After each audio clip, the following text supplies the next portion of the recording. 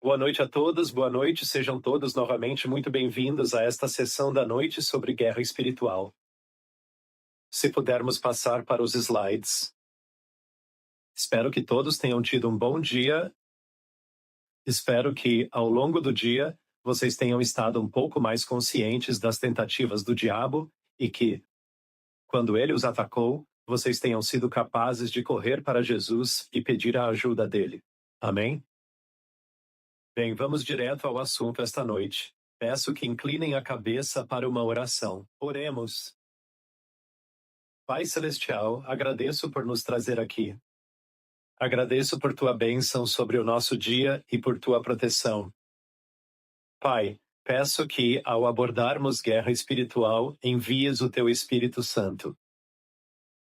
Oramos para que teu Santo Espírito encha nossos corações, abra nossos olhos e ouvidos e nos ajude a ver a mensagem que nos queres entregar. E oro para que convenças nossos corações de qualquer pecado não confessado e de portas abertas. Pai, peço que, ao longo desta sessão, o Senhor fale aos nossos corações e nos ajude individualmente a enxergar quaisquer portas abertas que precisemos confessar, as quais possamos estar mantendo abertas, dando acesso a demônios em nossas vidas. E eu oro, Pai, para que feche essas portas abertas e nos liberte do inimigo. Oro para que cerques este lugar com teus santos anjos. Oro para que teus santos anjos expulsem quaisquer espíritos malignos que aqui tentam perturbar, confundir ou enganar. Oro, Pai, que os expulses daqui em nome de Jesus, nosso Senhor e Salvador. Agradeço-te, Pai, em nome de Jesus. Amém. Ok, então ontem nós vimos como os demônios conseguem nos atacar e de que forma eles o fazem. Pelo pensamento, dos nossos pensamentos, porque eles conseguem nos atacar, pelas portas abertas que possuímos em nossas vidas. E nesta noite iremos observar quais são essas portas abertas. Quais são os tipos de portas abertas, ou seja, as que podemos abrir para permitir que os demônios controlem as nossas mentes e, eventualmente, os nossos corpos. Nós vamos analisar como poderemos fazer isso. Nós vamos analisar profundamente como podemos, de fato, fechar todas essas portas abertas em nossas vidas. E assim, a importância de fechar as portas abertas em nossas vidas. E quais são essas portas abertas? É basicamente isso que vamos considerar agora. Gostaria de rever de forma breve o diagrama que analisamos ontem, que se refere aos pensamentos negativos. De onde se originam os pensamentos negativos? Do diabo e seus espíritos malignos. Como eles acessam nossas vidas? Portas abertas. Ok, vamos ver citações sobre isso. Que tipo de portas? Bem, é isso que vamos abordar hoje à noite, mas como eu anulo essas portas abertas? Ou como anulo os pensamentos negativos com que o diabo nos atinge diariamente? Eu preciso anular isso com pensamentos positivos vindos de Deus, não é mesmo? A única maneira de neutralizar esses pensamentos negativos é realmente memorizar e ler as Escrituras, pondo a palavra de Deus em nossos corações. E quando guardamos a palavra de Deus em nossos corações, memorizando, estudando pessoalmente, em nosso tempo de devocional, ensinando, pregando, orando, reivindicando versículos bíblicos, Deus neutralizará os pensamentos negativos em nossas mentes. E muitas vezes, quando percebemos que não conseguimos superar os pensamentos negativos que realmente assumem o controle de nossos corpos, é porque não estamos passando tempo suficiente na palavra de Deus. É a palavra de Deus que vai neutralizar isso. Agora, ontem conversamos sobre como a possessão seria uma espécie de resultado final de, muitos e muitos anos de vício, anos e anos recebendo pensamentos negativos em nossas mentes e em nossos corações. Mas a outra coisa que quero salientar, e em vermelho, é que isso cria uma falsa identidade em nós. Então, nós começamos a acreditar que é melhor, nós começamos a acreditar que é melhor nos matarmos. Para aqueles que estão lidando com pensamentos suicidas, porque os têm recebido, e isso se tornou grande parte de sua identidade. Quando permitimos que pensamentos de luxúria entrem em nossas mentes, então criamos a falsa identidade de que somos uma pessoa de luxúria. E isso vale para os dois lados, para heterossexuais e homossexuais. Um homossexual que diz, sabe de uma coisa?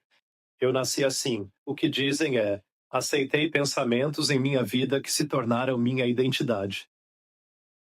Então, qualquer tipo de pecado, qualquer tipo de falsa identidade, identidade negativa, identidade não bíblica, é simplesmente porque recebemos esses pensamentos repetidamente e aprendemos a aceitá-los.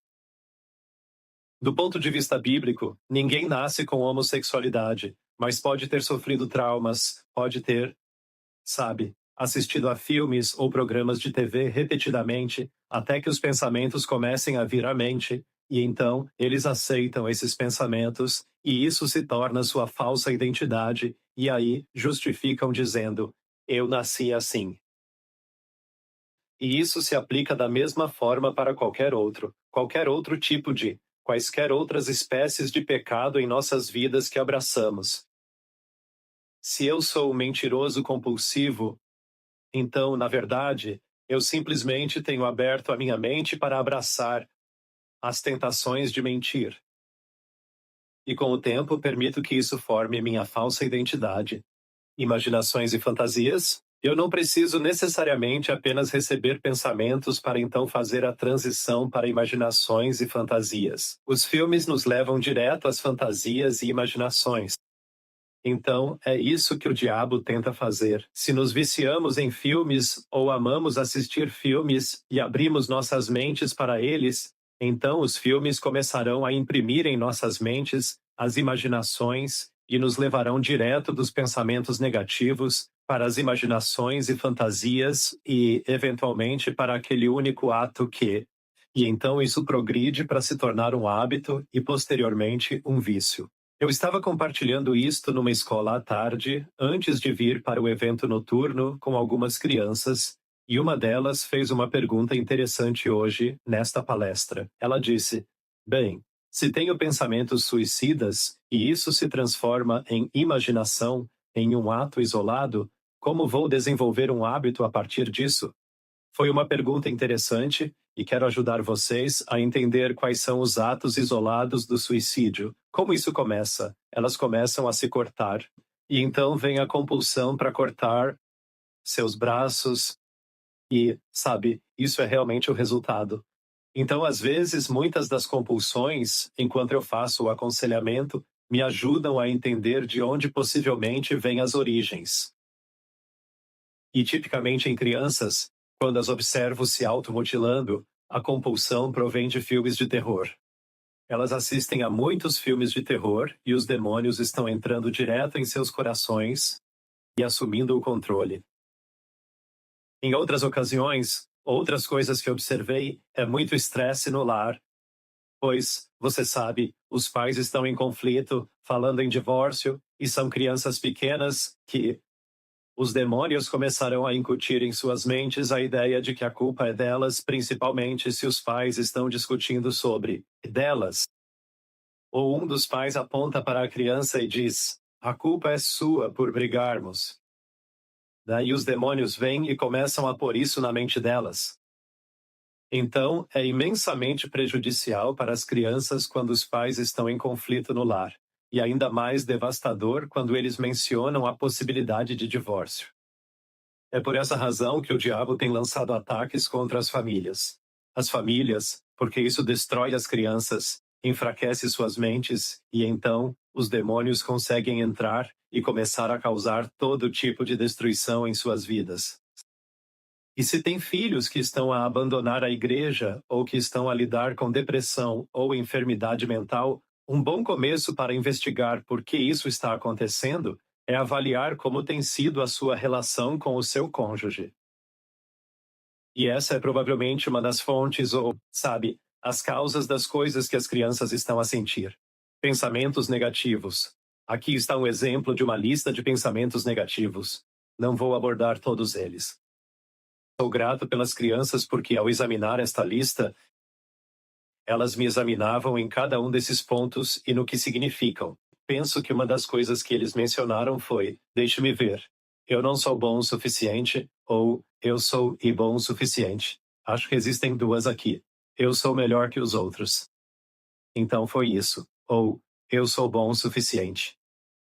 Então perguntaram como era negativo dizer não sou bom o suficiente e sou bom o suficiente? Bem, o que quero dizer com isto é que o pensamento negativo é aquele que cria um comportamento ou um sentimento negativo no coração. Então, não sou bom o suficiente é fácil de entender, mas sou bom o suficiente significa não preciso de ninguém, nem de Deus na minha vida. Estou bem, não preciso de Deus, minha vida já é boa o bastante. É o oposto de não sou bom o suficiente. Sou autossuficiente. Não preciso de mais ninguém na minha vida. Assim, dois tipos de personalidades reagirão. Não sou bom o suficiente e entrarei em depressão, ou outro tipo de personalidade. Muitas vezes descobri que aqueles que podem ser possuídos são de um tipo de personalidade específico e tentarei voltar a isso mais tarde. Mais para o final da semana, ok? Mas existem certos tipos de personalidade que tendem a gravitar para a depressão ou para a possessão. O outro tipo de personalidade reagirá de forma diferente se os demônios atacarem. E eles vão dizer: quer saber? Eu vou lutar contra isto com a minha própria força e vou simplesmente superar isto. E eu não preciso de Deus. E eu sou bom o suficiente. E esse é o outro lado da moeda, e ambos são extremos de onde realmente queremos estar, que é: Senhor, eu não sou bom o suficiente, mas Jesus é bom o suficiente. Ou, eu não deveria pensar que sou bom o suficiente, eu preciso de Jesus. Então, ambos têm que gravitar em direção ao centro que é: eu preciso de Jesus na minha vida, e se Jesus está na minha vida, então eu posso viver uma vida perfeita em Cristo, ok? Esta é uma lista de tipos de pensamentos negativos. Fonte de pensamentos negativos. João 8,44. Sois do vosso pai, o diabo, e fazeis os seus desejos. Ele foi homicida desde o começo e não se apegou à verdade, pois não há nela. Quando ele profere a mentira, ele fala do que lhe é próprio, porque ele é um mentiroso e também o pai dela. Ok. A fonte de pensamentos negativos é de Satanás e demônios, que buscam criar falsa identidade com mentiras. Logo, todos os pensamentos negativos são mentiras do diabo. Embora pareçam reais, precisamos aprender a repreendê-los. E muitas vezes, a razão pela qual demora tanto enquanto aconselho alguém, porque leva tanto tempo para alcançar a liberdade, é porque estão lidando com todas essas mentiras, e isso se tornou muito real em suas vidas. Então, por exemplo, a garota de quem eu estava falando com você ontem, com a dor excruciante no coração, aquilo era uma realidade. E assim, é bastante difícil para a pessoa aceitar que essa realidade é, na verdade, uma falsa identidade, uma mentira, e que mesmo assim eu posso de fato alcançar a vitória através disso. E eu comparo isso ao fato de que a cortina de fumaça que os demônios colocam diante de nós é real. Alguns de nós sentem isso.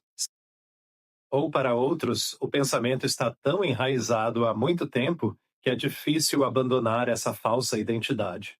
São mentiras que se tornaram realidade em suas vidas ao longo de décadas.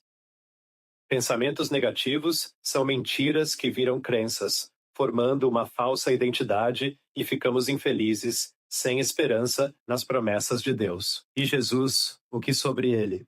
Ele enfrentou pensamentos negativos? Ele teve situações negativas em sua vida? Sim. Ele nasceu de uma mãe solteira, ou seja, uma mãe não casada. Essa era a percepção que as pessoas tinham. Que José se casou com Maria apenas porque ela estava grávida, e foi por esse motivo que ele a desposou. Não havia pai biológico envolvido. Aquele não era o pai dele porque você sabe ela. Ninguém realmente conhece a origem dele, e assim, as pessoas falavam que ele não tinha um pai biológico de fato. Ele experimentou viver como refugiado no Egito, não foi? Ele foi tentado no deserto, lutou para se render à vontade do pai e se sentiu sozinho e abandonado pelos mais próximos e foi traído por seu amigo e vendido pelo preço de um escravo. Então aqui ele poderia ter sido tentado em todas essas coisas. Ele quis anular a dor em sua situação sem esperança. Foi-lhe oferecido vinagre para beber, com o intuito de diminuir sua dor, e ele o recusou. Tinha dificuldade em respirar, clamou por se sentir desamparado por Deus. Então, você pode imaginar os tipos de pensamentos negativos que passavam pela mente de Jesus enquanto ele passava pela experiência do Getsemane, enquanto ia para a cruz, os pensamentos que o diabo estava colocando em sua mente. E então, quando Satanás o está tentando, ele vem ao deserto e diz: "Se tu és", e fazendo com que ele quisesse reagir e também retaliar. Jesus, nesse momento, já sabia ser o Filho de Deus, mas Lúcifer veio e disse: "Se és o Filho de Deus", significando, prove que é o Filho de Deus. Então, Jesus enfrentou tentações espetaculares, incríveis, que jamais entenderemos o que significam, porque não somos Deus. Durante todo o tempo, Lúcifer estava tentando tentá-lo a usar o seu próprio poder divino em vez de depender do Pai. Para nós, é fácil confiar no Pai, em Deus, pois não temos poder divino nem como nos ajudar em nossas situações. E isso é bem óbvio quando continuamos a viver. Mas Jesus, ele tinha a opção de usar sua divindade. Assim, a maior tentação de Jesus não foi usar sua divindade. Ellen White diz que quando Jesus estava na cruz, tudo o que ele precisava fazer era piscar os olhos e legiões de anjos teriam vindo e destruído todos ali. Foi o quão perto ele esteve de simplesmente acabar com tudo e todos que estavam lá. Enquanto ele está na cruz, sentindo aquela dor, ele não podia piscar os olhos da maneira errada, porque se fizesse isso com um olhar, uma mudança em sua expressão, os anjos teriam descido voluntariamente e destruído todos eles. E essa foi a tentação com que Jesus lidou. Quero mostrar a vocês. Enquanto estudo o desejado de todas as nações nos últimos anos, Deus me revelou, depois que tive aquela experiência com a guerra espiritual, Deus simplesmente, abriu meus olhos para como Ellen White nos dá indicações da guerra espiritual ao longo do livro O Desejado de Todas as Nações. Quero mostrar-lhes algumas citações sobre João Batista. Ele está na prisão. E Ellen White diz: "Houve horas em que o sussurro de demônios torturava seu espírito, e a sombra de um medo terrível o envolvia. Assim, enquanto João Batista estava na prisão, um profeta do Senhor que foi fiel, os demônios ainda conseguiam inserir pensamentos em sua mente, o sussurro de demônios. Aqui está outra. Muitos dos ouvintes de Cristo que moravam em Jerusalém e não ignoravam as tramas dos governantes contra ele, sentiram-se atraídos por ele por um poder irresistível. A convicção os impelia de que ele era o Filho de Deus, mas Satanás estava pronto para sugerir dúvidas. E então vemos que na multidão, ao ouvirem Jesus, sentiram convicção, mas de repente surgiram pensamentos de dúvida sobre quem Jesus era. Quando o Senhor está para fazer uma obra, Satanás age em alguém para se opor, e isso se refere a Marta, certo? Então Jesus diz: "Removam a pedra." Marta responde: "Lázaro já morreu há muito." E este é o comentário que Ellen White faz, e então Jesus diz: tirem a pedra, disse Cristo. Preparem o caminho para a minha obra ao máximo." Mas a natureza positiva e ambiciosa de Marta se manifestou. Ela não queria que o corpo em decomposição fosse exposto. Então ela se opõe, e Ellen White diz que ela se opõe porque Satanás inseriu o pensamento em sua mente: fale e oponha-se. Isto é sobre o conselho do Sinédrio. Neste conselho, os inimigos de Cristo foram profundamente convencidos. O Espírito Santo os impressionou, mas Satanás tentou controlá-los. Ele chamou a atenção deles para os sofrimentos que haviam padecido por causa de Cristo, não é verdade? E depois ela entra em detalhes sobre todos os pensamentos que está a colocar nas mentes do Sinédrio. Enquanto deliberam o que fazer com Jesus, Satanás controla a mente deles. E vem bem no final, não dá para ver bem, mas diz: tudo isto Satanás lhes trouxe à mente. Para entendermos, todos lidamos com pensamentos negativos. A questão é se você os abraça ou se os reconhece pelo que realmente está acontecendo. Então vamos falar de portas abertas. Já abordamos pensamentos negativos, com provas do desejado das nações. O que são portas abertas? Está em Lar Adventista 402.1 e 2. Satanás não entra na mente sem nosso consentimento. Devemos mostrar às pessoas que Deus providenciou para que não sejamos tentados além do que podemos suportar, mas que com cada tentação Ele proverá uma forma de escape. Se vivermos totalmente para Deus, não permitiremos que a mente se entregue a imaginações egoístas, ou, em outras palavras, pensamentos negativos. Se houver qualquer maneira pela qual Satanás possa obter acesso à mente, ele semeará seu joio e o fará crescer até que produza uma colheita abundante. Satanás jamais obterá domínio sobre os pensamentos, palavras e ações, a menos que voluntariamente abramos a porta e o convidemos a entrar. Ele então entrará e, arrancando as boas sementes semeadas no coração, anulará a verdade. É daqui que eu tiro o termo portas abertas, ok? Demônios podem assumir o controle de nossas vidas, pensamentos e corpos se abrirmos as portas abertas e lhes permitirmos entrar. E vamos analisar os diferentes canais pelos quais eles entrarão. Portas abertas ou direitos legais não são citação, sou eu explicando. Portas abertas ou direitos legais são pecados conhecidos que a vítima não confessou nem abandonou. O diabo é legalista, e se abrimos portas em nossa vida pelo pecado, ele não irá embora, a menos que o direito legal desapareça, o que só acontece por meio da confissão, do abandono e recebendo o perdão de Deus. Após ajudar a pessoa a entender como demônios nos atacam pelos pensamentos, peça que compartilhem sua história e infância, e pelo Espírito Santo, descubra as portas abertas em suas vidas.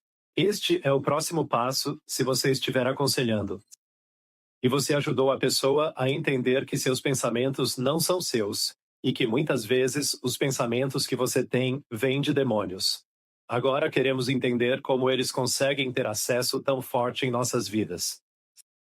Isso ocorre através de portas abertas. Então, os conduzimos em oração de confissão e renúncia de pecados, declarando que Jesus venceu todo espírito maligno. São 3 tipos de portas abertas. A primeira chamamos de maldições hereditárias ou pecados geracionais. A segunda são os pecados da carne ou fortalezas que repetimos a nós mesmos.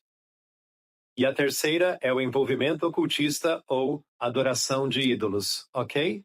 Então vamos detalhar cada uma destas 3 categorias. Então, ao aconselhar, enquanto conversa com um amigo e ele compartilha com você, você ora para que o Espírito Santo o guie a entender as possíveis portas abertas na vida do indivíduo. E você quer que compartilhem abertamente. Você não dirá, ok, vamos conversar e eu pego minha lista de portas abertas, faço uma pergunta sobre cada e você diz sim ou não. Não funciona assim. Você precisa deixá-los falar livremente sobre suas vidas. E enquanto pensa na sua vida, peço que, ao passarmos pelas portas abertas, reflita sobre ela, ok? Vou fazer uma pausa após cada sessão. Nas portas abertas, para que possamos por um instante fazer uma pausa, e eu então farei uma oração junto com vocês. Eu permitirei que você ore individualmente para confessar, se Deus o estiver tocando naquele momento, sobre a porta aberta que Ele lhe mostrou em sua vida.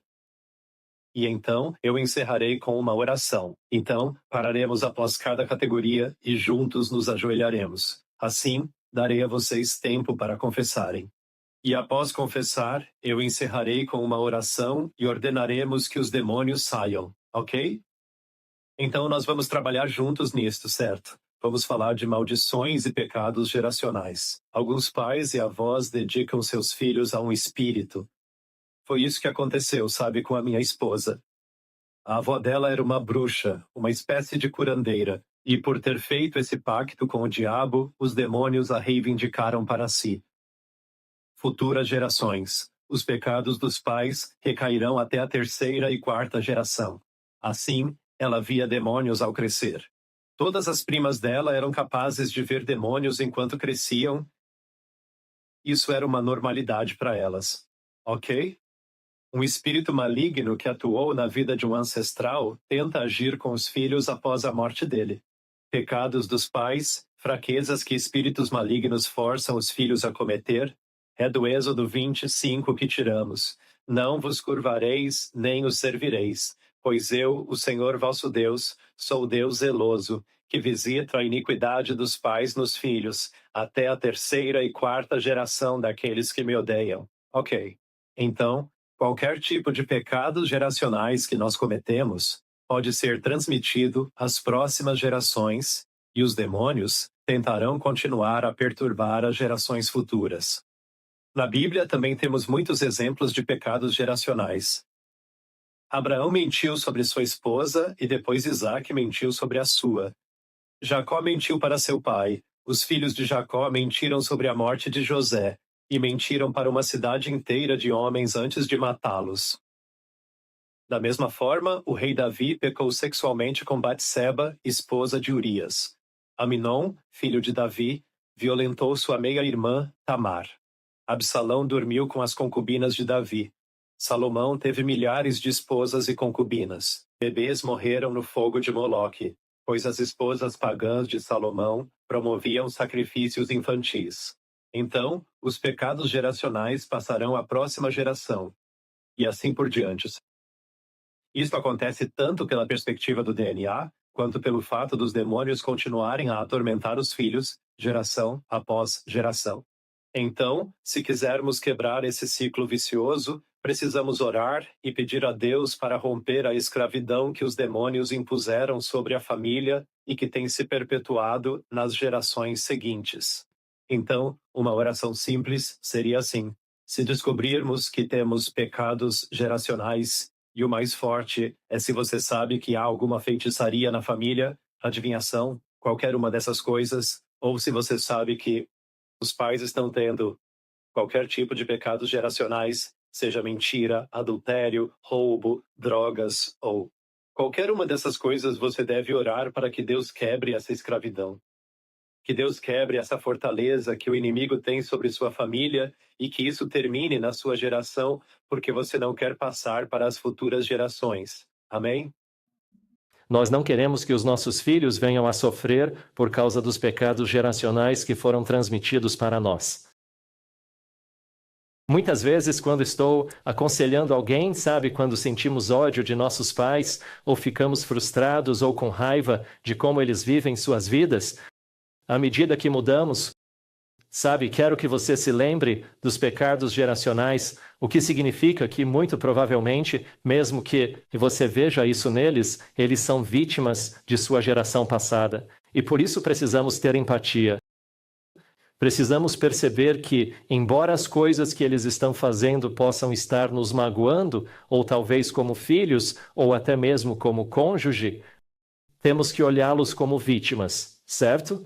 E precisamos nos dar conta de que a geração que nos precedeu e a geração ainda anterior a ela estão perpetuando isso, porque cresceram vendo isso. Meninas que crescem em abuso sexual com raiva do ocorrido, elas crescerão e perpetuarão o ciclo. Ou se tornarão prostitutas. Ainda que detestassem o que lhes havia acontecido, ao contemplarmos, somos transformados. Não é verdade? É uma lei tanto para coisas boas espirituais, mas também é uma lei para coisas negativas. E precisamos do poder de Jesus para quebrar isso, para que não passe para as futuras gerações. Então, lhes pedirei para se ajoelharem comigo agora. E se o Espírito Santo os convenceu no coração de que precisam confessar este pecado e pedir a Jesus que quebre este pecado geracional em suas famílias, façam essa oração silenciosa. Então vou iniciar com uma oração breve e depois dar alguns minutos para confessar o pecado. E você pode até ler isto em silêncio se quiser como um modelo.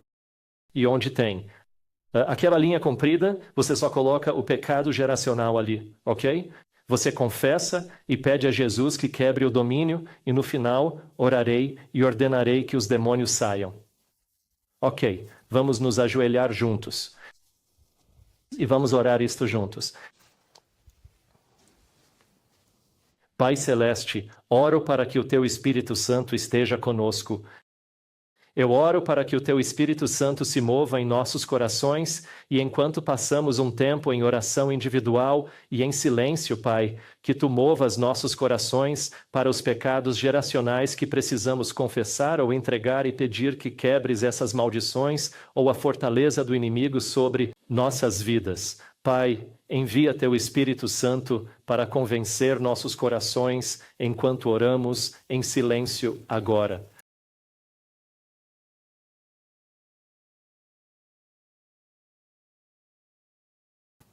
Pai Celestial, grato por moveres nossos corações. E Pai, Tu ouviste a oração de cada um de nós individualmente e Tu desejas nos libertar. E porque confessamos os pecados diante de Ti, pessoalmente a Ti, Tu nos cobres com o sangue de Jesus, e eu clamo 1 João 1:9. Se confessarmos nossos pecados, Tu és fiel e justo para nos perdoar e purificar de toda injustiça. Porque nos purificaste em nome de Jesus Cristo, Pai, oro para que repreendas os espíritos malignos que possam ter entrado como resultado desses pecados geracionais que nos têm atormentado, cercado e tomado o controle de nossa mente e corpo. Em nome de Jesus Cristo, espíritos malignos, resultado de pecados geracionais, em nome de Jesus, saiam. O Senhor te repreenda, Satanás. Você não tem poder sobre nós. Nossos corações pertencem a Jesus. Nós reconsagramos nossos corações a Ele, Jesus está em nossos corações e Ele nos libertará. Obrigado, Pai, por ouvir nossa oração. Oramos em nome de Jesus. Amém. Ok, podem se sentar.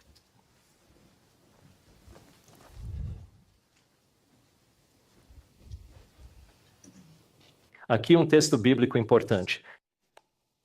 É parte de uma canção de 2 Coríntios 10, 3-6. Andando na carne, não militamos segundo ela. Pois as armas da nossa luta não são da carne, mas poderosas em Deus para derrubar fortalezas, destruindo imaginações e toda altivez contra o conhecimento de Deus e tornando cativo todo pensamento à obediência de Cristo, prontos para vingar toda desobediência, quando a vossa obediência estiver cumprida. Então, por favor, lembrem-se deste texto bíblico e o citem, especialmente o trecho que diz: a destruição das fortalezas, o derrubamento das imaginações e a submissão de todo pensamento à obediência a Cristo. Certo, os pecados da carne. Pecados da carne. Exemplos de pecados da carne com versículos bíblicos. Temos raiva, inveja, orgulho, fofoca e crítica, amargura, ganância, rebelião, apetite e luxúria, contenda, falta de perdão, uso de drogas viciantes também ligado ao apetite ou certas músicas e filmes. Todos esses podem ser considerados pecados da carne. Agora, o mais poderoso que eu vejo repetidamente é a falta de perdão. Porque é muito difícil detectar a falta de perdão em sua vida, pois é um pecado tão invisível e a maioria de nós não expressa nossa falta de perdão de forma explosiva, mas estamos apenas a guardar para nós. E não conseguimos, não respondemos. Podemos não reagir exteriormente, mas em casa, ou sabe, onde quer que estejamos, vamos expressar isso de forma explosiva. E às vezes é algo que guardamos e sobre o qual não falamos. Por isso, é um daqueles pecados invisíveis poderosos. E geralmente é essa a que mais me vem à mente, em particular quando estou a conversar com alguém que tenha sofrido algum tipo de abuso. Ou alguém que tenha enfrentado um trauma em sua infância. A falta de perdão é, em geral, o pecado mais potente que existe. E ela se manifesta seja como falta de perdão para conosco mesmos, seja como falta de perdão para com a pessoa que nos fez o que quer que tenha feito. Eu quero mostrar a vocês um monte de... Ontem eu disse que vasculhei o espírito de profecia e procurei por nomes de demônios. Vou passar rapidamente por eles. Não vamos ler tudo, mas vou mostrar os demônios que Ellen White nomeia em o espírito de profecia, ok? Temos o demônio da contenda, o único citado em O Lar Adventista. E diz aqui, o demônio da contenda será mantido fora da família e não haverá separação de interesses nem alienação de afeto se a lei de Deus for obedecida. Ok? Então, em toda família existe um demônio da contenda. E se a família faz o culto matinal e noturno unida, orando, se o pai, sacerdote do lar, ora pelos filhos como Jó, então Deus guardará a família. Então Deus protegeria a família e o demônio da contenda teria muito menos capacidade de atacar. Não é verdade? Contudo, temos que compreender que, em cada família, quando o marido e a mulher se desentendem, a causa não é deles, mas sim do demônio da contenda. E quanto antes percebermos isso, talvez muitos de nós tenhamos passado a vida toda no casamento sem notar, mas saiba que, assim que você começar a discutir, precisa se alertar ou orar para que Deus lhe dê a consciência de que é o demônio da contenda que está agitando a todos. Então devemos lembrar disso. Demônio da intemperança. Ele pode nos ajudar. Ele pode nos auxiliar a vencer este terrível demônio da intemperança. Assim, temos um demônio da intemperança. O demônio do apetite. Existe um demônio do apetite que nos ataca. E se não consegue controlar o apetite, provavelmente há um demônio do apetite lá. Ou quando você desenvolve vícios, seja por drogas ou álcool, isso é um demônio do apetite. Demônio do egoísmo. Judas, se abrisse o coração a Cristo, a graça divina baniria o demônio do egoísmo, e ele poderia ser um súdito do reino de Deus. Ganância. Demônio do ciúme. Falando sobre Saul.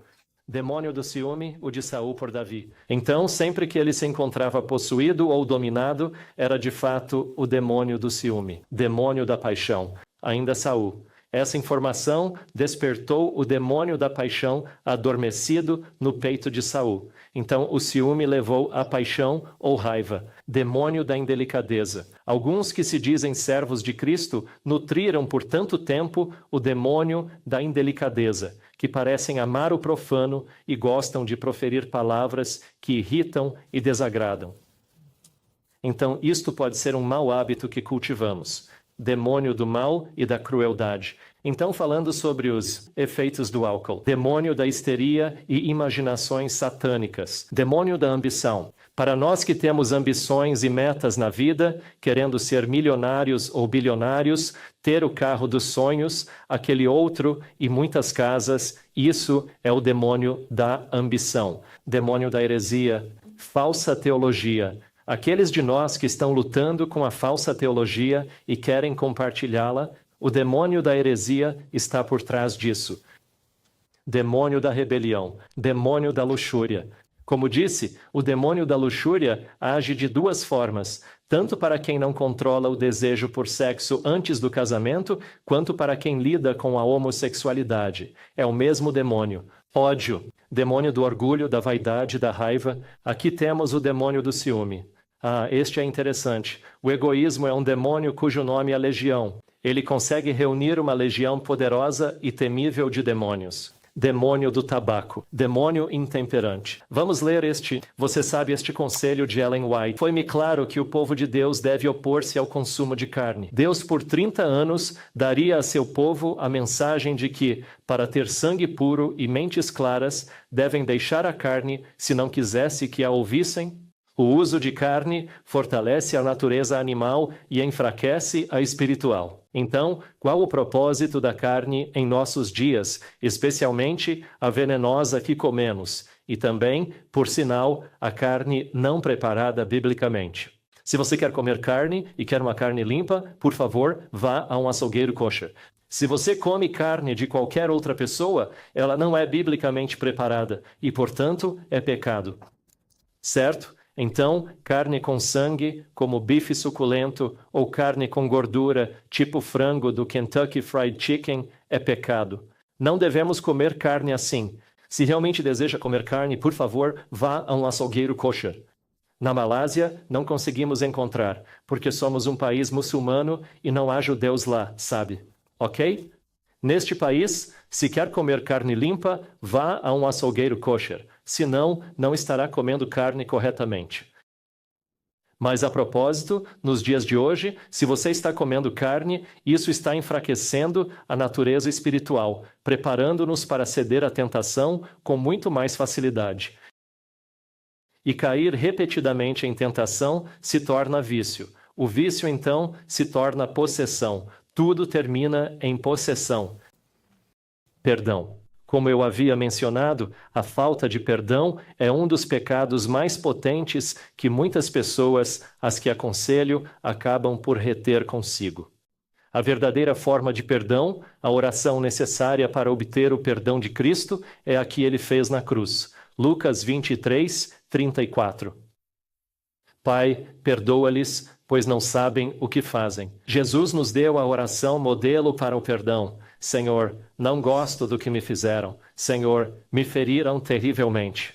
Senhor, eles me maltrataram, mas perdoa-os, pois não sabiam o que faziam. Talvez fossem agentes de Satanás, talvez estivessem praticando atos perversos ou agindo de forma consciente, mas eles de fato não sabiam que estavam sob o controle de Satanás.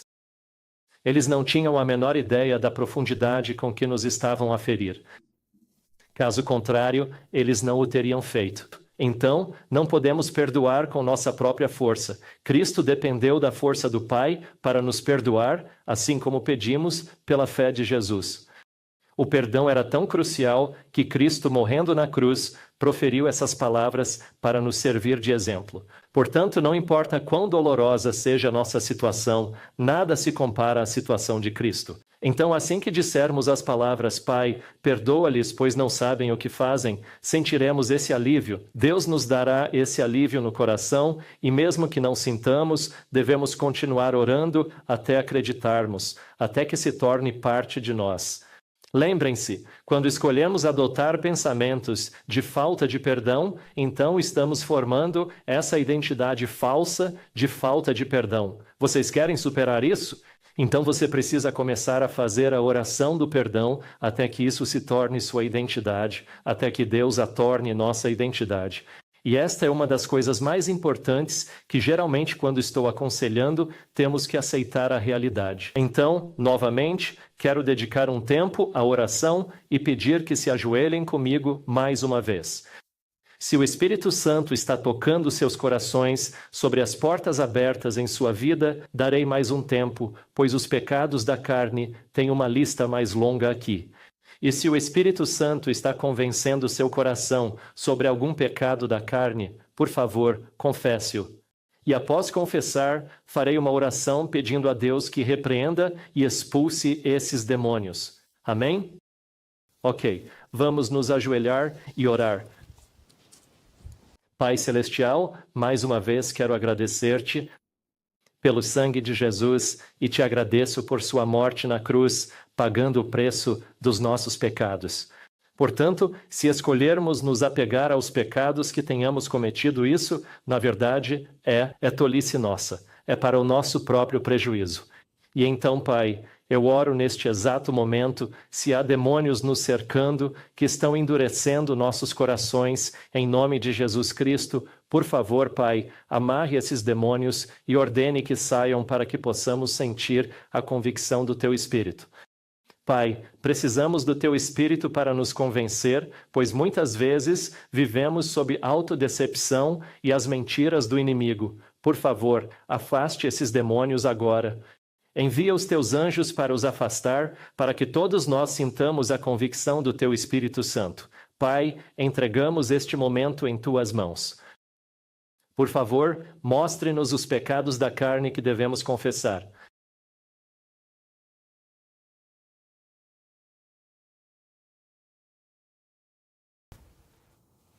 Pai Celestial, agradeço-te porque és um Deus que responde às orações e que tens ouvido cada uma de nossas preces e é teu desejo nos libertar. Pai, agradeço por João 4,18. No amor não há medo. O amor perfeito o expulsa, pois o medo traz tormento. E aquele que teme não é aperfeiçoado no amor.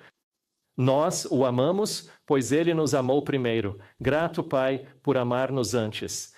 Senhor, agradeço-te por cobrires nossos pecados com o sangue de Jesus e encheres nossos corações com teu amor e paz. Pai, mais uma vez, reivindicamos 1 João 1,9 e te agradecemos por perdoar nossos pecados e nos purificar de toda injustiça, cobrindo-nos com o sangue de Jesus. E por causa disso, em nome de Jesus Cristo, ó Pai, pedimos que ordenes aos demônios que saiam de nossos corações, que eles se retirem, que não mais nos importunem, que quebrem o cativeiro do adversário, que desfaçam as fortalezas em nossos corações, e em nome de Jesus Cristo, eu ordeno a todos os demônios que estiveram aqui como resultado da carne, dos pecados da carne, em nome de Jesus Cristo, ordeno que saiam agora e não nos perturbarão mais. Porque nós confessamos e agora estamos cobertos pelo sangue de Jesus e Ele nos libertou de todos vocês. Em nome de Jesus Cristo, Pai, te agradeço e oramos por todas estas coisas em seu nome. Amém. Amém. Está bem? Podem sentar-se. Faremos uma breve pausa. Eu espero que, ao passar por este exercício, vocês estejam se sentindo um pouco mais leves.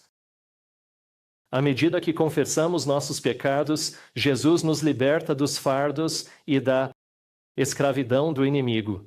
E vocês devem sentir a paz de Deus em seus corações. Devem se sentir mais leves. E durante a breve pausa, peço que continuem a pedir a Jesus para nos falar.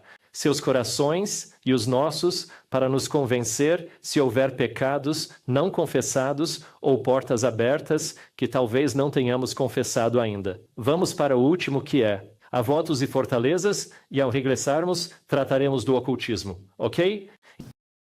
Ok, votos e fortalezas? Votos. Fazer uma promessa ou um compromisso que pode gerar um padrão de pensamento que nos controla por toda a vida. Então, aqui estão alguns votos comuns que eu costumo ouvir das pessoas que aconselho. Não deixarei ninguém se aproximar ou me machucar de novo. Usarei minha raiva para me proteger da dor. No caso de minha esposa, era: usarei a falta de perdão como muralha para me proteger de ser ferida. Estou sozinho e nunca confiarei em ninguém para que ninguém me machuque. Sempre estarei em guarda para não ser ferido nem rejeitado novamente. Ferirei os outros ou tirarei deles antes que possam me ferir ou me tirar. Assim, qualquer coisa que você fica repetindo para si mesmo várias e várias vezes, que começa a definir quem você é, e especialmente de uma forma negativa. Podemos também repetir textos bíblicos que criam uma identidade em nós. Deus é amor. Ou, vejam que amor nos deu o Pai para sermos chamados filhos de Deus. Se repetirmos, vira nossa identidade. Porém, muitas vezes, os demônios nos impõem o que desejam para nós. E isso se tornará nossa identidade. As fortalezas são algo muito parecido. Votos, fortalezas. Mas é apenas um padrão repetido, e isto talvez se refira mais a ações. Então, o bloqueio emocional quando estressados ou frustrados. Afastar-nos e isolar-nos das pessoas, impedindo-as de nos ajudar, não querendo abrir-nos com ninguém. Reagir com raiva sempre que pequenas coisas não saem como queremos, e aí explodimos. Culpar todo mundo em vez de assumir nossa parte. Tentar controlar os outros ao meu redor. Bulimia, anorexia, não comer, sentir autocompaixão. Isto é bem poderoso também, especialmente para quem sofreu abuso. A autocompaixão pode abrir portas, tentando agradar para obter aprovação. Tentar salvar e consertar os outros em vez de nós mesmos. Em vez de ver que temos problemas a resolver, ficamos a olhar para os outros. E isso é um problema para quem está no ministério. Não querer lidar com o nosso quebrantamento e as nossas próprias vidas e querer ajudar todo mundo pode ser uma maneira de tentarmos desviar o problema para não termos que curar a nós mesmos. Perder-se em trabalho, jogos, pornografia, redes sociais. Frequentemente, esses vícios não são por eu ser viciado em redes sociais. Há algo quebrado em um quebrantamento em minha vida que me leva a orar por sabedoria, perguntando a Deus: o quê? O que é, Senhor, que precisas que eu lide em minha vida? O quebrantamento, tirar dos outros, depender deles sempre em vez de ser responsável. Então, são fortalezas que o inimigo, com pensamentos negativos, pode colocar em nossos corações e mentes. Vamos seguir em frente para a parte do ocultismo, então não farei nenhuma pausa aqui neste momento. Vamos combinar isso com o lado oculto. Certo, ocultismo e idolatria. Esta é a terceira grande área, e aqui está uma espécie de lista de coisas. Esta não é, de forma alguma, uma lista exaustiva, mas sim uma sugestão para vocês. Proteção através de amuletos, cordões e tatuagens, ou todo tipo de outras coisas de todas as nossas diferentes culturas, pode ser uma porta aberta.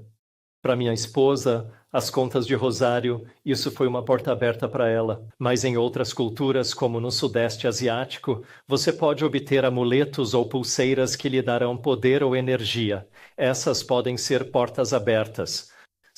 Os cristais da nova era têm energia neles. A meditação pode ser uma porta aberta. Sobre tatuagens, não estou falando de qualquer tatuagem. Existem lugares que te tatuam e que também te darão poder.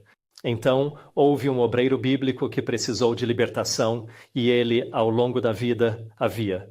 Viajei até a Tailândia para encontrar um tatuador que abençoaria essa tatuagem, conferindo-lhe, assim, um certo poder. Então, oramos por cada tatuagem, ele se confessou por fazê-las e expulsamos o demônio que entrou por causa da tatuagem. Portanto, são o tipo de tatuagens que são abençoadas, mas claro, também se estiver a tatuar símbolos ocultos em si, como o olho que tudo vê, Então, muitas personalidades desportivas hoje em dia, você pode ver, estão tatuando todo tipo de coisas nos seus corpos, o olho que tudo vê, ou os símbolos maçônicos, e você sabe que algo está acontecendo ali também. Por isso precisamos ter cuidado com essas coisas. No geral, não faça tatuagens.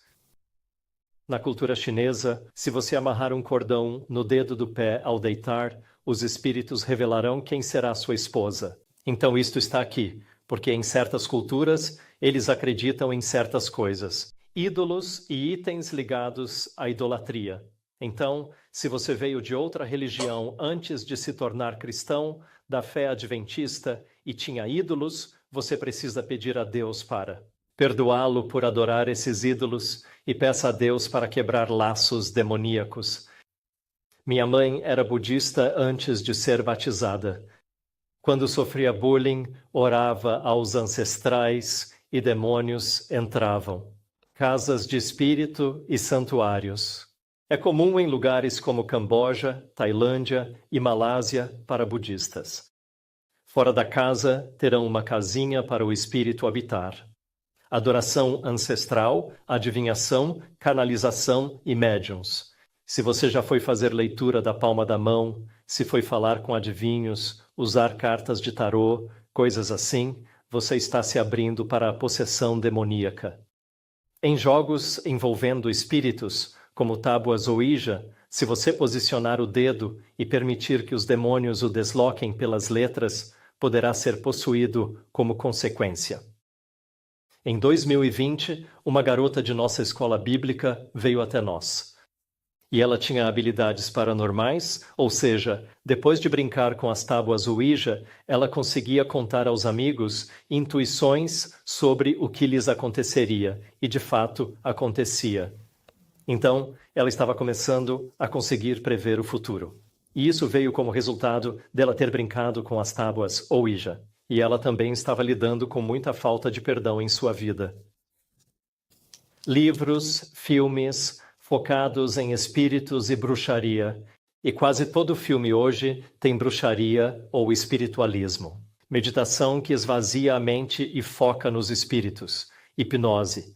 Quem fez hipnoterapia, saiba que isso não vem de Deus. Você precisará confessar isso e pedir a Deus para se livrar dos demônios que entraram, possivelmente sem você saber, e que assumiram o controle. Certos supostos métodos de cura. Nas Filipinas e em algumas partes do mundo, é comum adventistas levarem filhos doentes ao curandeiro. principalmente se insatisfeitos com a medicina ocidental, levam seus filhos ao curandeiro. Tivemos várias crianças que nos procuraram, que foram possuídas desde cedo e que lidaram com possessão demoníaca como resultado dos pais as levarem a curandeiros para buscar cura. Há uma lista em Deuteronômio 4:19, 18:10 a 12, Levítico 26, 27 e Apocalipse 21:8. Alguns envolvem ocultismo, idolatria e até pecados da carne. E a medicina como a acupuntura? A acupuntura se baseia na filosofia de que possuímos tanto o Yin quanto o Yang, e eles buscam equilibrar nosso Qi e a energia que flui em nós. Sendo assim, essa filosofia é incorreta. Então, eu não participaria da acupuntura de modo algum. Alguma outra que você desaconselha além da acupuntura? A medicina chinesa, você sabe, utiliza muitas ervas, o que é aceitável. Mas o médico que você procura pode crer em Qi, Yin, Yang e na importância de equilibrar nossas energias quentes e frias dentro do corpo. Então não são tanto as ervas em si, mas o médico que as administra e qual é o sistema de crenças dele. Então você tem que ter cuidado com isso também. Geralmente, muitas das curas orientais têm uma filosofia diferente da que a Bíblia nos ensina. Então é preciso ter cuidado com o médico. Não tanto com as ervas, porque, sabe, você poderia usar essas ervas em remédios naturais, mas o médico que as administra pode ter uma filosofia diferente. E quanto a comprar produtos de empresas que têm essa filosofia? Tipo, que vendem ervas ou algo assim? Eles a seguem abertamente. Se não estiver lidando com eles, e as ervas forem apenas ervas, sem estarem abençoadas ou algo do tipo, então você deve ficar bem. E uma das grandes coisas com que lido nesses últimos anos é o falar em línguas também. Então, recebemos muitos pentecostais que vêm até nós sofrendo assédio e geralmente quando eles confessam essa ideologia de falar em línguas e o espírito que os possuiu enquanto falavam em línguas, eles se livram do assédio. Então, falar em línguas também é uma grande porta aberta para os pentecostais, pelo menos em nossa experiência, os que nos procuram. Alguma pergunta sobre a lista? Algo que vocês já vivenciaram por aqui?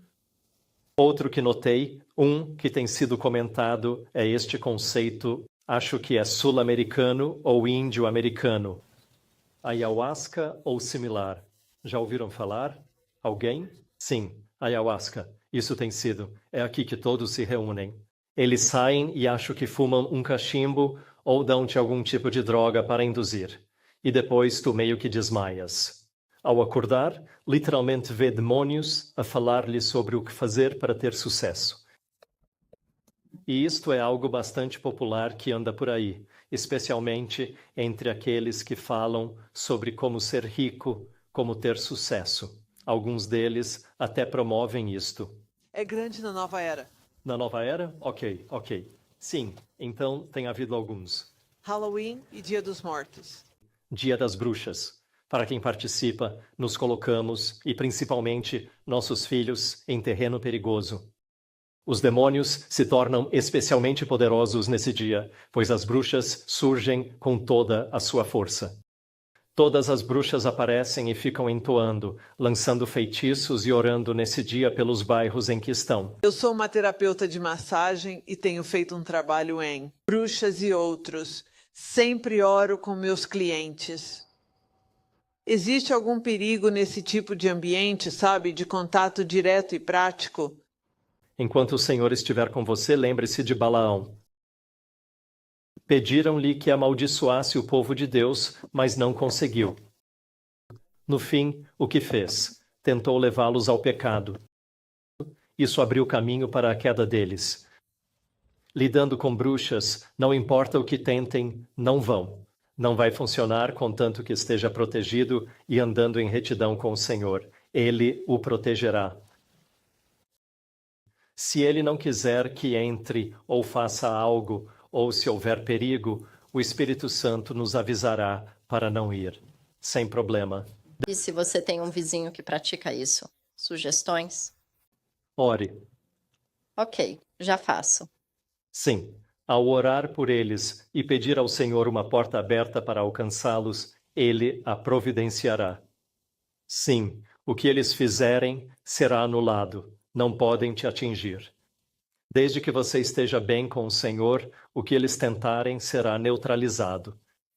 E, sabe, Deus lhes dará a percepção de que nosso Deus é mais poderoso e eles deveriam considerar mudar de lado. E em sua própria casa. Meu filho, ele assiste a conteúdos ocultistas. Ele já é um homem feito, tem 38 anos. Mas devido a escolhas de drogas, ele sai de um lugar sombrio. Ele assiste a muita mídia hipnótica no celular. Eu oro por ele. As coisas melhoraram nos 3 anos que ele está conosco. Melhorou significativamente. As crises de fúria e a violência diminuíram em muito.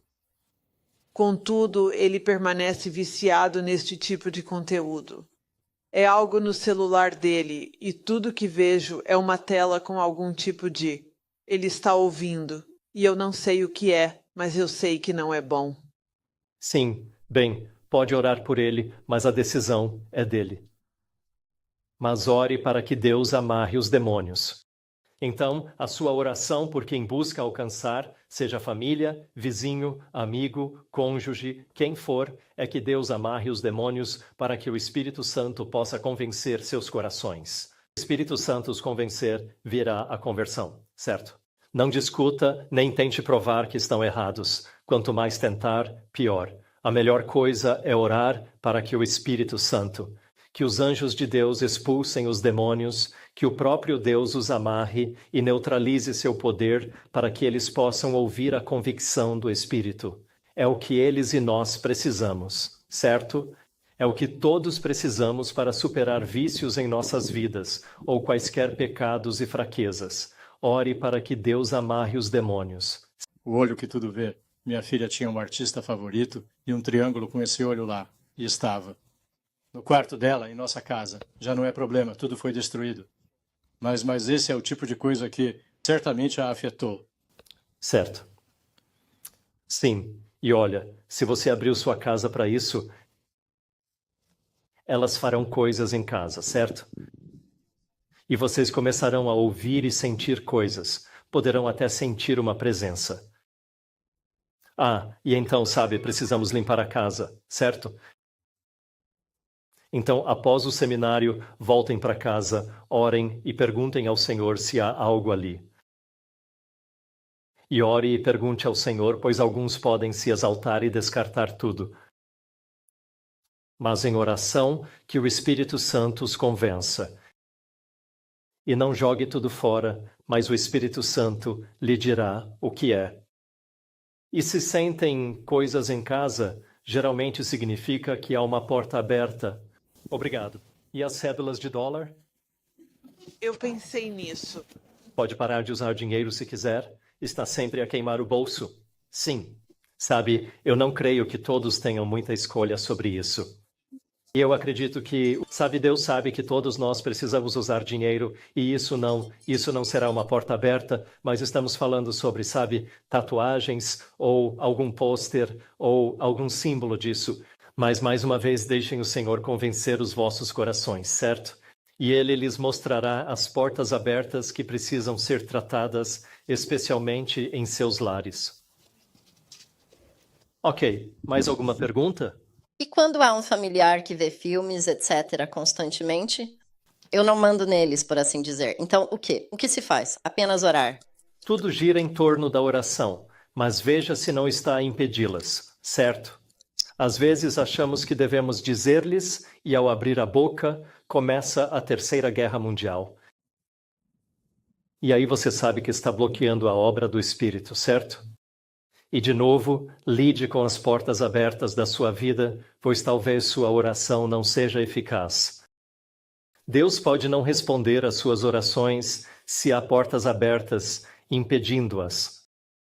Ou os demônios podem estar te dominando, desviando sua atenção para os outros ao redor, mais óbvios que você, e você está perdendo as portas abertas em sua vida, certo? E assim precisamos de fato pedir a Deus que examine nossos corações, assegurando que estejamos confessando os pecados que Ele nos convence e buscando a reconciliação. Certo? Se Deus age através de nós, haverá reconciliação em nossas famílias. E se você perceber que não está havendo reconciliação em nenhuma parte da família, então pode ser que você precisa se concentrar em si mesmo, certo? E pedir a Deus para que Ele traga essa reconciliação. E se o outro lado não quiser, pode ser que você precise orar com mais fervor para que Deus toque o coração deles, amarre os demônios, mas lhe dê sabedoria para falar e para reconciliar. Então, uma das formas mais poderosas que podem impedir Deus de responder às nossas orações é a falta de reconciliação. Deixe-me contar uma história. Há uma passagem na Bíblia, em Mateus, capítulo 17 e versículo 14. Mateus 17, 14. Quando Jesus desce da montanha, do Monte da Transfiguração, ele chega ao pé da montanha e um pai com seu filho endemoninhado vem até ele e diz: Jesus, ajuda-me. Tentei fazer com que teus discípulos expulsassem os demônios do meu filho, e eles não conseguem. Os 9 discípulos coçavam a cabeça, pois tentaram expulsar o demônio e nada aconteceu. Então Jesus prossegue com uma lição dizendo, primeiramente, ao pai que ele tem uma escassez de fé, correto? E ele diz, se orares. O pai responde, eu creio, ajuda a minha incredulidade. Ellen White diz, quem orar assim jamais se perderá. Uma promessa poderosa ligada à oração. Creio, ajuda a minha incredulidade. Se fizermos essa oração constantemente, nunca nos perderemos, porque damos a Deus permissão para mudar nossa fé. Mas depois disso, ele expulsa o demônio do seu filho, e em seguida os discípulos vêm até ele e perguntam, Jesus, por que não conseguimos expulsá-lo? E Jesus lhes responde, se tivessem fé como um grão de mostarda, poderiam mover montanhas. E essas coisas só sairá por jejum e oração. Por isso, muitos creem que, ao lidar com demônios na libertação, deve-se jejuar e orar pela pessoa. Contudo, Ellen White, em seu comentário sobre essa história, afirma que a razão pela qual eles não conseguiram expulsar os demônios foi o ciúme. Os 9 discípulos sentiam ciúmes e raiva, cheios de falta de perdão e ódio pelos 3 que foram ao Monte da Transfiguração. Jesus escolheu os 3 e os 9 ficaram com raiva. E devido à raiva deles, à sua autocompaixão, à percebida falta de justiça ou igualdade, eles começaram a ter falta de perdão em seus corações. Então, se Jesus diz, se tiver fé, move montanhas. Qual montanha é essa? Contextualmente, só há uma ali. Antes eu pensava que com um pouco de fé diria a montanha para ir para o mar. Não era isso que Jesus dizia. Jesus está nos dizendo, se tivesseis um pouco de fé, Deus teria removido de vossos corações a montanha de ciúmes. O Monte da Transfiguração representava ciúmes para os 9 discípulos. Eles não conseguiam se livrar do pensamento. Ao ver o Monte da Transfiguração, ficavam mais e mais irritados. E muitos de nós temos o espírito errado quando queremos ajudar aqueles que pensamos precisar e não percebemos que existe uma montanha de ciúmes, falta de perdão e, você sabe, reconciliação que precisa acontecer. Então, quando Jesus diz, esta casta só sai com jejum e oração, pelo que deveriam jejuar e orar, eles não deveriam jejuar e orar pelo endemoninhado, certo? Jesus não precisava que jejuassem e orassem por ele. Jesus queria que jejuassem e orassem por si, para que Deus tirasse a montanha da falta de perdão e da maldade de seus corações. Lembrem-se, há um demônio da maldade. A maldade em seus corações, a montanha de palavras maldosas ou palavras que não convertem, precisam orar e jejuar por si mesmos antes de resolver os problemas dos outros. Nas famílias, isso é comum. pensamos, ok, eu conheço a palavra, a verdade, o que há de errado e o que preciso fazer. E lhes digo o que precisa ser feito. Mas o demônio da maldade, ou das palavras maldosas, ou de, sabe, aquelas irreconciliáveis diferenças, sabe? O pensamento está dominando a mente e tudo acaba saindo errado e termina mal, correto? Então, o que precisamos fazer é jejuar e orar para que Deus possa mudar nossos corações e encher nossos corações de tanto amor que, sem falar, Deus pode tocar seus corações, remover demônios, a convicção se instala. Ao falarem conosco, agimos com bondade. Quando você precisa ajudar alguém, as palavras mais importantes que essa pessoa precisa ouvir são: eu te amo e te aceito como você é, e oro por você. Isso é o que precisam ouvir, certo? Ou, me desculpe. A comunhão nos foi concedida para nos ensinar a reconciliação. E hoje fizemos comunhão, uma cerimônia. Tratamos a comunhão como os judeus, a Páscoa e os sacrifícios. Havia se tornado uma cerimônia vazia, não é mesmo? Mas por quê? Porque Ellen White diz: não devemos participar da comunhão a menos que nos reconciliemos no lava-pés. O problema é que fazemos o lava-pés por 10, 15 minutos. Como no mundo, você vai se reconciliar com as pessoas que você precisa se reconciliar em sua congregação em apenas 15 minutos? A maioria de nós não tem tempo durante a semana para isso. Não é? E assim, como igreja, nós simplesmente transformamos a comunhão, sabe, numa cerimônia que só queremos terminar logo. Mas era para nos ensinar, uma vez por trimestre, a reconciliar todas as nossas diferenças na igreja, para que, quando chegasse a hora da comunhão, muitas horas depois, pelo menos é assim que fazemos na nossa igreja, você estivesse celebrando, porque as pessoas que estão sentadas de ambos os lados da nave, que concordaram em discordar, se reconciliaram e estão sentadas juntas. E há amor fluindo no coração. João, o apóstolo, diz: se não há amor entre irmãos, Jesus não está ali. Não importa se você vem à igreja no sábado, não importa se você diz conhecer a marca da besta, não importa se você conhece o livro de Daniel e Apocalipse. Se não há amor na igreja, ou seja, não há uma reconciliação contínua na igreja, então não haverá poder, pois não há amor. E a ausência de amor neutraliza, não é mesmo? Então, esta é uma das provas claras de que a falta de amor, a falta de unidade entre os irmãos, neutraliza a habilidade de Deus, não a capacidade de Deus. Deus pode auxiliar e atender às orações. Deus não pode responder às orações de alguém que não está reconciliado.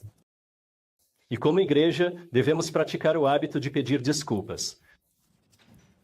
Precisamos pedir mais desculpas. Não pedimos o suficiente. Muitos simplesmente decidem viver por décadas na mesma igreja, apenas discordando uns dos outros, odiando-se silenciosamente e falando mal uns dos outros, na privacidade de suas casas e nunca se unindo para tratar da reconciliação. Este é um dos maiores bloqueios que já vi para as orações. Então, para aqueles que estão orando por outros, às vezes é também essa falta de reconciliação que precisamos praticar. Ou a falta de perdão. Ok. Alguma outra pergunta antes de iniciarmos a oração? Voltando às línguas. Como pode estar na Bíblia e ser uma coisa boa e uma coisa má? E como saber a diferença? Certo. Há 6 textos bíblicos. Estamos a sair do tema, mas é um pouco fora do tópico, mas eu vou responder. Há 6 textos na Bíblia que abordam o dom de línguas e centenas que falam do sábado, correto? Então, basear uma doutrina em 6 textos bíblicos, os quais 2 são definitivamente contra a forma como é praticado na igreja pentecostal hoje, é um território perigoso, ok? A forma como estudamos a Bíblia é alinhando todos os textos, certo? Em Atos, há duas ocorrências de falar em línguas. Uma é no Pentecostes. No Pentecostes, Pedro prega em sua língua, o hebraico, e todos o escutam, correto? Ou seja, todos que não deveriam compreender o hebraico. Ou seja, é uma língua desconhecida para eles, de repente eles entendem. Faz sentido? A próxima ocorrência é quando Cornélio vem. Pedro vem para encontrar Cornélio. E Pedro fala hebraico, Cornélio fala a língua romana. Nenhum deles consegue entender o outro. Então, naquele momento, ambos recebem o dom de línguas, ok?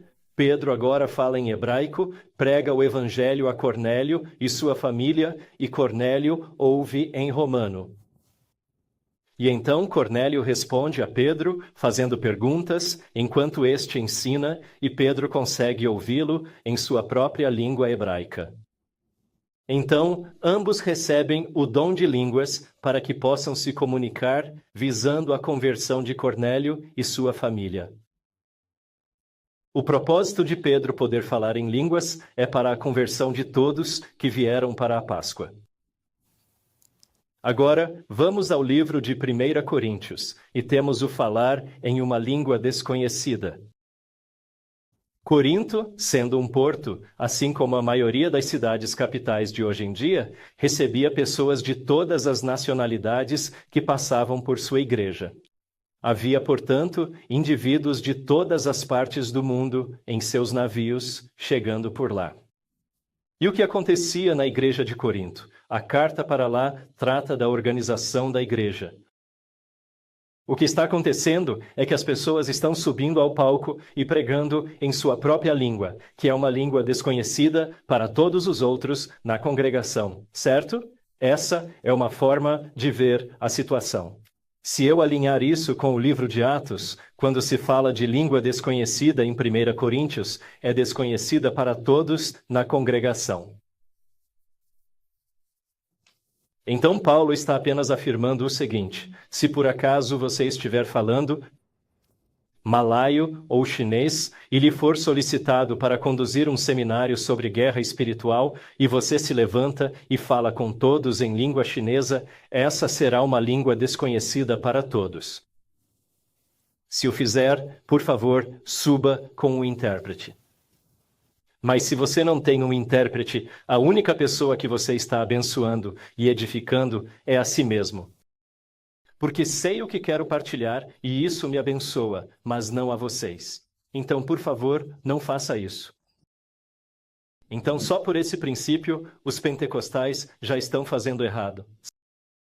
Pois sobem ao palco e balbuciam em línguas desconhecidas. E Paulo diz, por favor, não faça isso no palco. Então, só por esse princípio, eles já estão errados. Seja uma língua conhecida, desconhecida, a língua dos anjos ou o que for, eles já estão violando o princípio de 1 Coríntios. Faz sentido?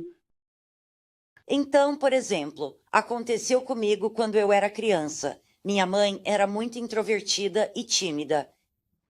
E ela não falava com ninguém. Ela começou a falar em línguas na igreja pentecostal.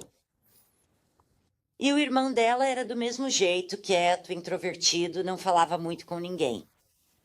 Ele interpretou o que ela disse alguns minutos depois que ela falou. Certo, sim. É muito fácil para mim te explicar isso. Pelo princípio de como auxiliei os pentecostais. O demônio que entrou nela para ajudá-la a falar em línguas, depois entrou no irmão e contou a ele o que ela disse. É isso, certo? Mas de acordo com a Bíblia, não é bíblico, certo? Segundo a Bíblia, o dom de línguas foi dado de uma só forma. Primeiro, para pregar o evangelho numa terra onde ninguém entende o que você está dizendo e você precisa levar a mensagem do evangelho. Essa é a razão e o fundamento para o dom de línguas. Segundo, se você vai falar numa língua que ninguém conhece e não tem o dom de línguas naquele momento, por favor, traga alguém aqui para interpretar para você. É bem simples o que a Bíblia está tentando dizer. Não há benefício algum, nem mesmo uma vantagem adicional em falar na língua dos anjos aqui na terra, não é mesmo? seria benéfico para nós lá no céu. Mas falando sério, ninguém vai se converter se você falar na língua dos anjos, se usarmos o bom senso, certo? Então, não há benefício nenhum nisso. Então, o Espírito que se manifesta pelo falar em línguas nas igrejas pentecostais, baseado na minha experiência de libertação, são demônios. E assim, à medida que se envolvem mais e mais neste período, talvez em gerações passadas, diziam, sabe de uma coisa? Falar em línguas basta. Mas agora eles estão intensificando e começando a praticar muito assédio. E muitos que me procuraram estão começando a ser assediados. Há coisas acontecendo em suas casas. Eles estão contraindo doenças ou todo tipo de tortura. E assim, ao guiá-los na confissão e na entrega do seu entendimento sobre o dom de línguas, eles alcançam liberdade do inimigo. Isso responde à sua pergunta? Obrigado. Aproveitemos este momento. Se tiverem mais perguntas, responderei depois. Mais uma vez, convido-os a se ajoelharem comigo. E se Deus está te tocando, se o Espírito Santo está te movendo a confessar qualquer envolvimento oculto, por favor, use este tempo para confessar e então terminaremos com uma oração e encerraremos a reunião também. Fortalezas também sim, votos, fortalezas, coisas ocultas em sua vida. Sabe, confesse isso. Se puder, sussurre. O motivo pelo qual quero que você sussurre ou mova a boca silenciosamente não precisa ser audível, mas mova-a em silêncio para que os demônios ouçam, certo? E essa confissão, quando os repreendermos e ordenarmos que saiam, os demônios ouvirão que você confessou Jesus também, ok? Então, ao lidar com demônios, é crucial falar audivelmente quando os repreendemos com textos bíblicos, pois eles não leem mentes. Eles precisam ouvir. Vamos orar. Pai Celestial, agradeço por estar conosco ao tratarmos das portas abertas nesta noite. E, Senhor, ao tocarmos neste tema de envolvimento oculto, oro, Pai, que o Teu Espírito Santo. Agradeço-te porque o Teu Espírito tem convencido os nossos corações e trazido à nossa mente aquilo que precisamos confessar para que possamos ser libertos da escravidão do inimigo e dos seus ataques. E, Pai, eu apenas oro neste exato momento que o Teu Espírito Santo nos dê a clareza e também a coragem para. E o desejo em nossos corações de confessar esses pecados silenciosa e individualmente agora.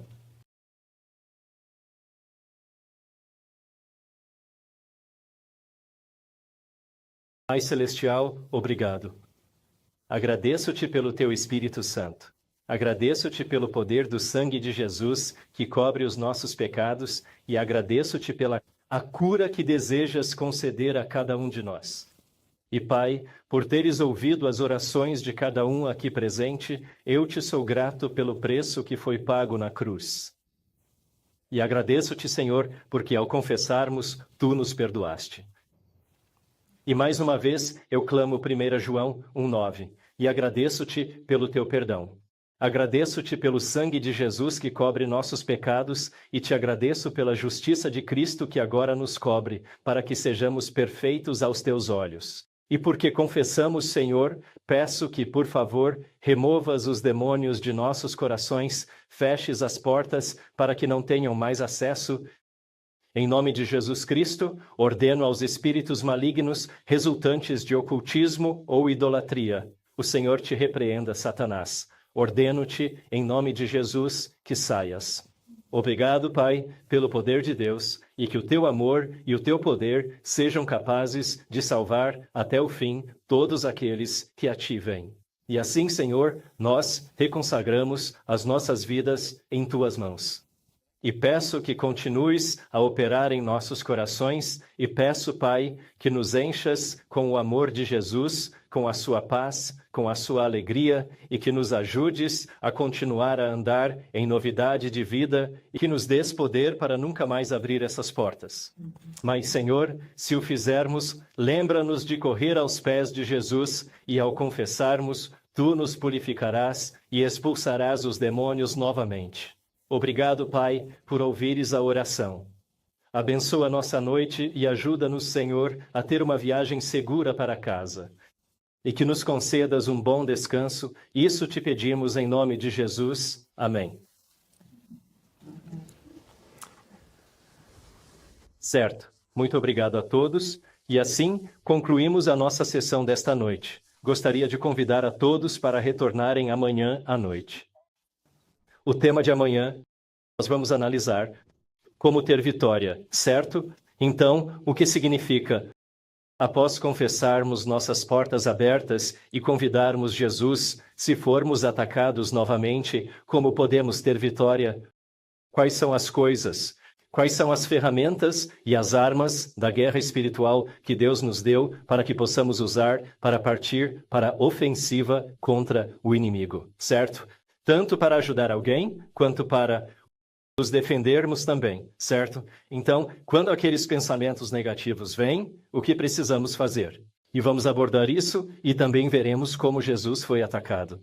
Então, vamos examinar a experiência no deserto que Jesus vivenciou e como o diabo o atacou. E, em seguida, como ele se defendeu, certo? Como ele pôde confiar em Deus para se defender. Então, vamos detalhar isso também, ok?